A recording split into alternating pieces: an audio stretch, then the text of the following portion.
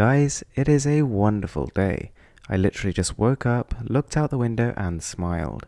So what better thing to do with it than to film a tablet review. I'm Mr. Who's the Boss, this is the Chuwi Vi7, and it's about to fall out the window.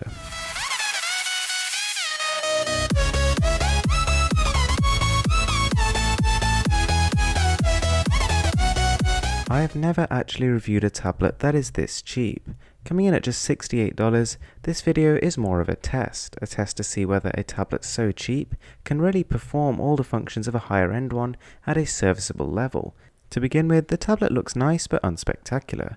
It does have rather large bezels, a little bit larger than I'd like to see, and it's not particularly slim or light, but the buttons look and feel great, and it doesn't really attract too many fingerprints, and it's got a nice grippy plastic on the back. So whipping around the tablet was rather impressive. I was actually quite pleased by how it performed.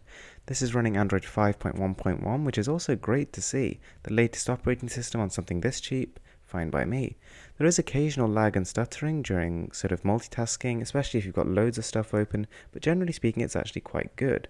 So it scores 25,000 on Antutu, which is clearly nowhere near top of the charts, but definitely is an acceptable level of performance. Now one reason I was so curious to review this tablet is because of the CPU it's running. This is running the Intel Sophia chip, which is brand new and actually promises to revolutionize the super entry-level market. And to be honest, when you actually play games like Down the Mountain and you see them in action on a device so cheap, it's really a sight to behold. The tablet plays about 90 to 95% of the Android apps and games available on the store, and generally speaking it's a pretty good experience. Although this isn't the best screen or the fastest processor, it generally runs well. Occasionally they will crash, and some games are just far too demanding for it. Now the screen is definitely not one of the V7's strong points. It's a 7-inch 1024 by 600 affair. And although I'm normally an advocate of going with a slightly lower resolution display to conserve battery and increase performance, they've gone a little bit too far here, and for me personally, this is too low a resolution for an enjoyable experience. But then again, of course you can still see exactly what's going on, and for younger users or less experienced users, it's still functional. The colours really are rather washed out. But then again, one real bonus here is Google Play services, which means you get YouTube, Chrome, and all that cool stuff.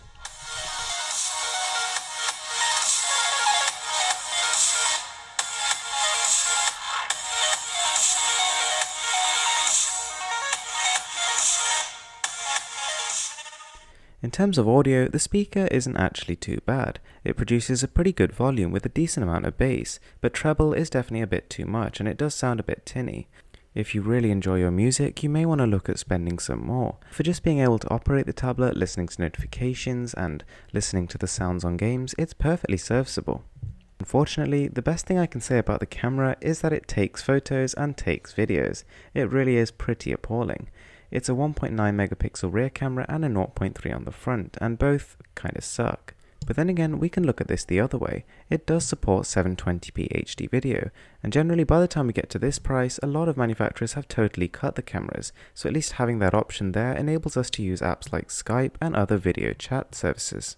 The internet browser is actually pretty decent. I could definitely see this tablet as just being something that sits in your living room if you want to be away from the computer. It loads pages at about half the speed of my iPad Air 2, which is actually pretty decent if you think about how much weaker the components are, how much less optimization has gone into it, and also how much less powerful the Wi-Fi is.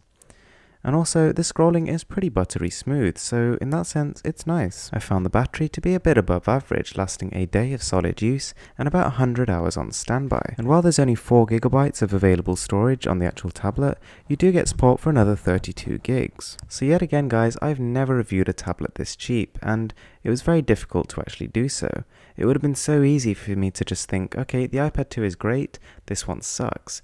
But then again, the more you think about it, the more you realize like these manufacturers can't really be making much profit at all. You pay $68 and for that you get a movie watcher, you get an internet browser, you get a speaker system, 2 cameras, and really a lot of features that people just take for granted nowadays. This is not the full-blown Android experience, but it's not as far off as you might think.